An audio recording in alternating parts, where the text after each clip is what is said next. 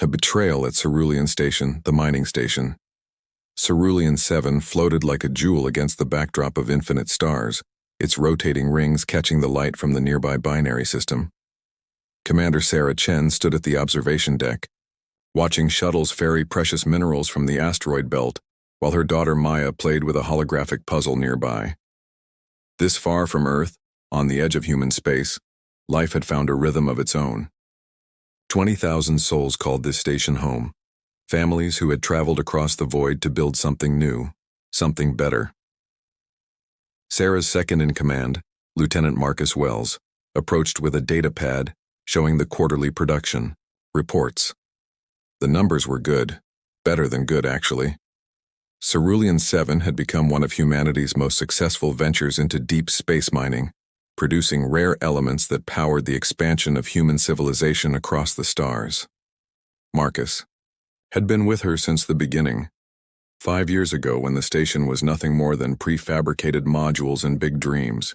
Now children attended schools in the residential sectors, gardens grew in the hydroponics bays, and the mess hall served food from a dozen Earth cultures. The peace of the morning shift was interrupted by an alert from the communications array. A delegation from the Vorthon Confederacy was requesting permission to dock. Sarah had heard of the Vorthons through official channels, one of the older spacefaring civilizations that controlled several systems spinward from human space. They were known as traders and diplomats, with technology that surpassed humanity's in many areas. The opportunity for cultural exchange and trade agreements could benefit everyone on the station.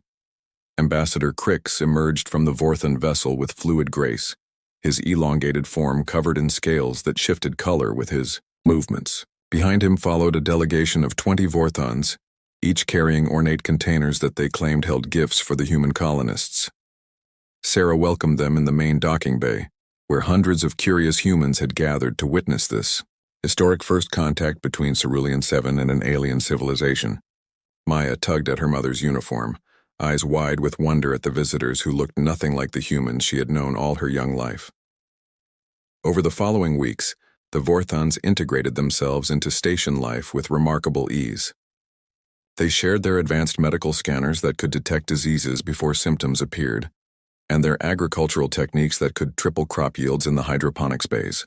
Ambassador Crick spent hours with human engineers, teaching them about quantum field manipulation while learning about human creativity and adaptability.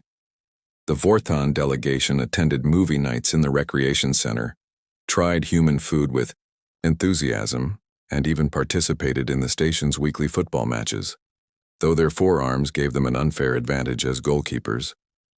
Dr. James Park, the station's chief medical officer, worked closely with Vorthon healers to establish a joint medical facility. The collaboration was producing breakthrough treatments that could benefit both species.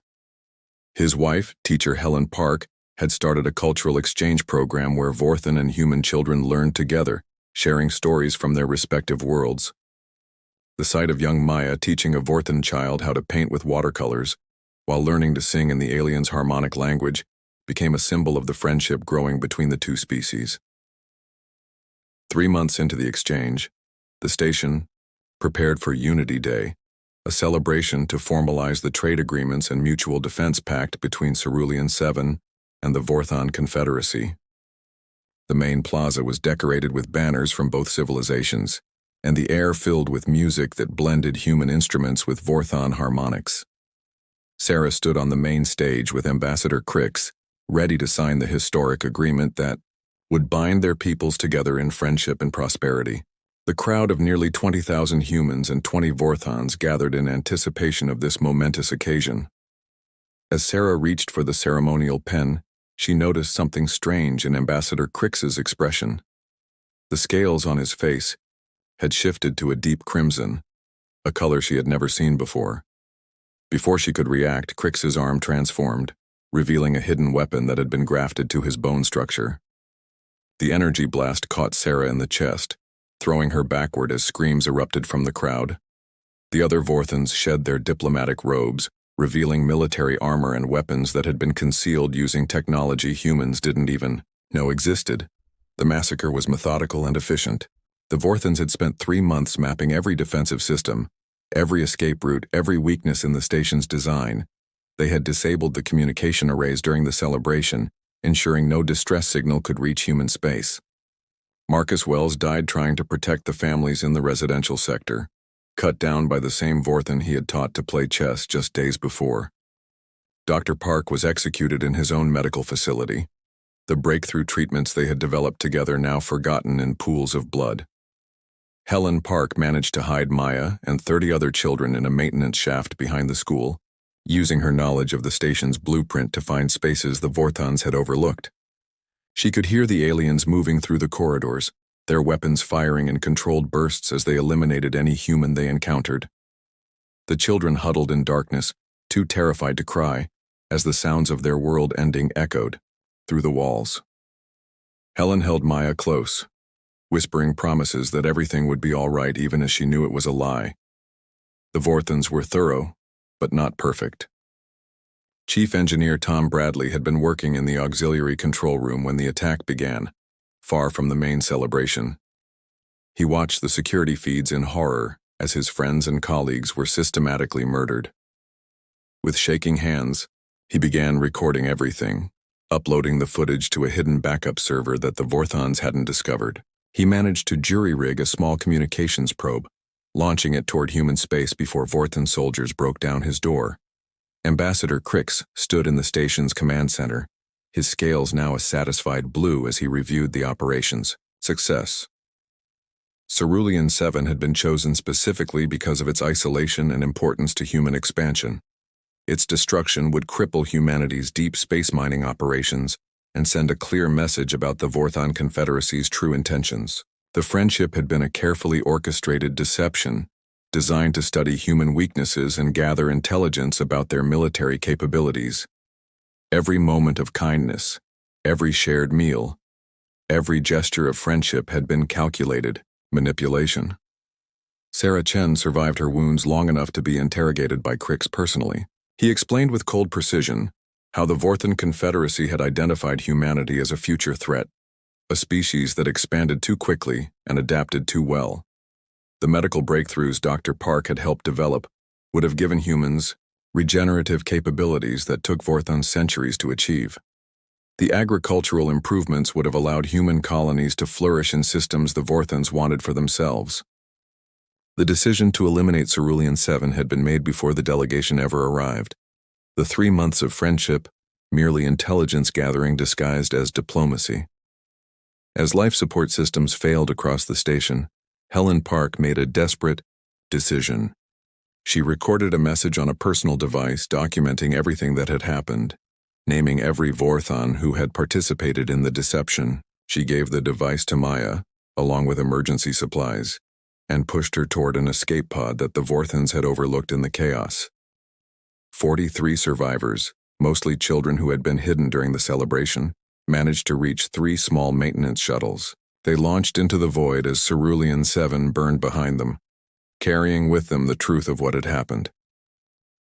The journey to the nearest human outpost took 2 weeks in the cramped shuttles. Maya clutched her mother's final message, understanding, even at her young age, that her life had been forever changed. Tom Bradley's communication probe reached Earth just hours before the survivors, its footage spreading across human space like wildfire. 20,000 humans had died at Cerulean 7, not in battle or natural disaster, but through calculated betrayal by those they had welcomed as friends. The images of children's drawings made for their Vorthan friends, now scattered among the bodies, would become the symbol of a trust that should never have been given. The Reckoning. The Grand Assembly on Earth had not seen such unity since humanity first reached for the stars. Representatives from every colony, every station, every ship in human space gathered to hear Maya Chen, now 13 years old, speak about the day Cerulean 7 died. Her voice never wavered as she described Ambassador Crix murdering her mother, the sounds of her teachers being executed, the smell of the station burning.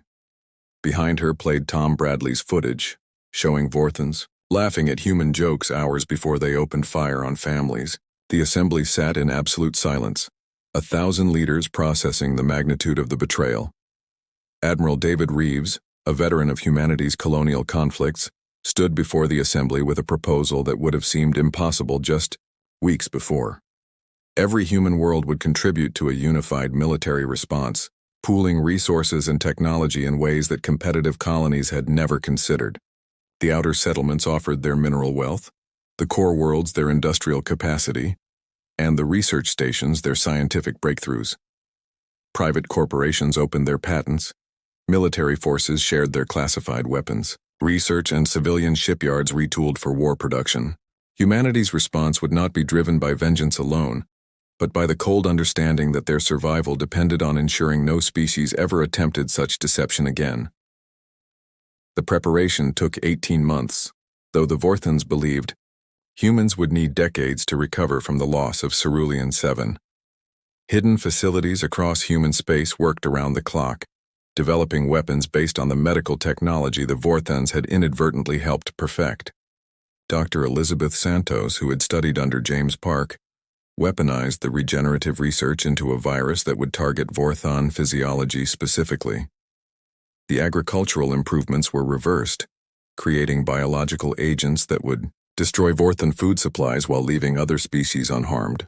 Every gift the Vorthans had given became a weapon to be turned against them. Captain Robert Nash led the intelligence operation, using the cultural knowledge gained during those 3 months of false friendship to infiltrate Vorthan society. Commentary. Agents underwent surgical modifications to appear as slave species the Vorthans had conquered, allowing them to move freely through Vorthan space. They mapped military installations, identified key infrastructure, and most importantly, located Ambassador Crix, who had been promoted to High Commander for his successful operation against Cerulean 7. The intelligence network discovered something else, evidence that the Vorthans had done this before to 3 other emerging species, each time using friendship as a weapon. The attack began simultaneously across 17 Vorthan systems, timed to coincide with their Prosperity Festival, a celebration of their confederacy's power.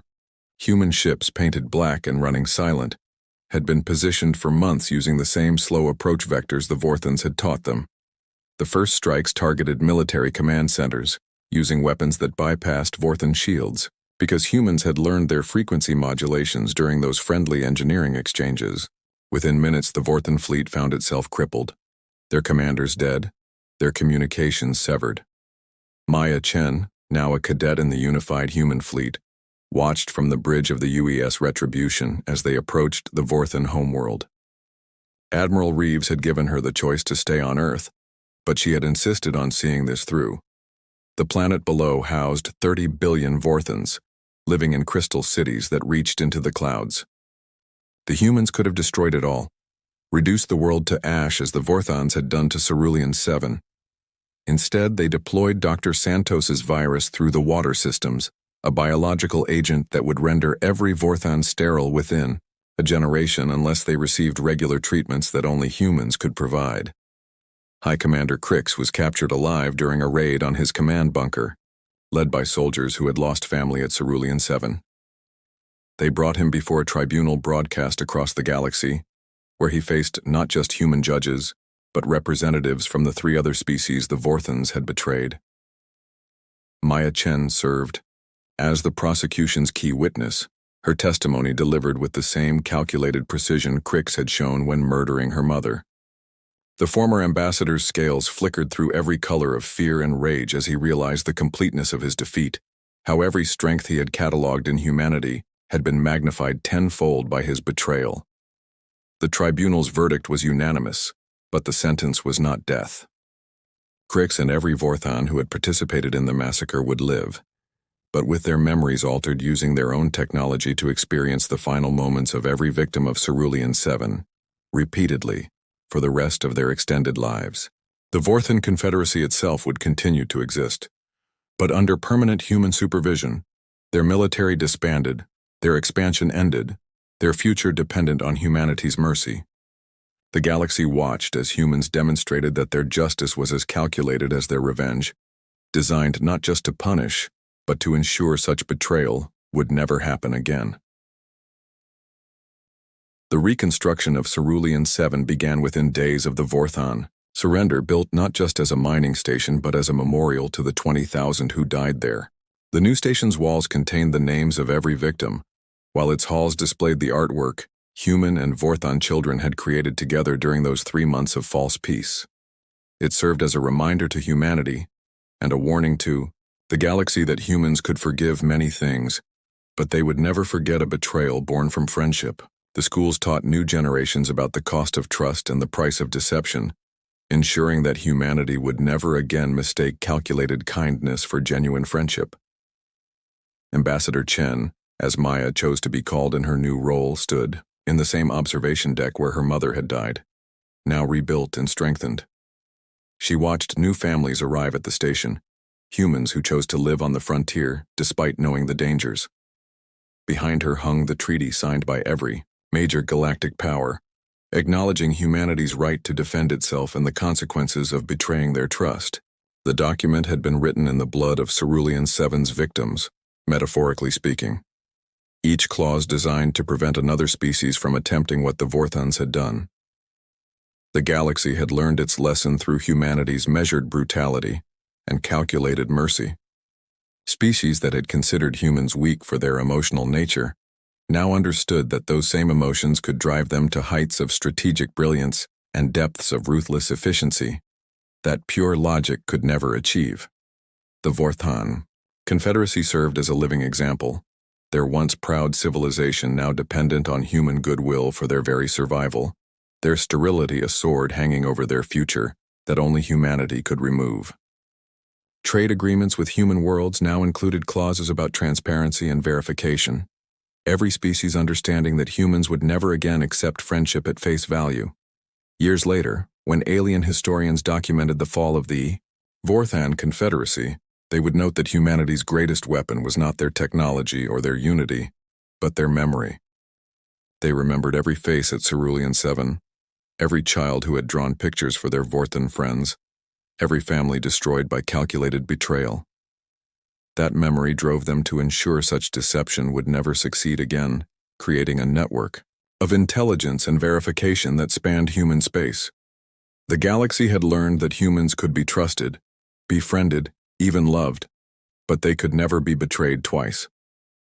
The ruins of the Vorthon military, the sterile bodies of their soldiers, and the eternal torment of High Commander Crix stood as monuments to a simple truth. Humanity does not forgive betrayal born from friendship, they simply ensure it never happens again.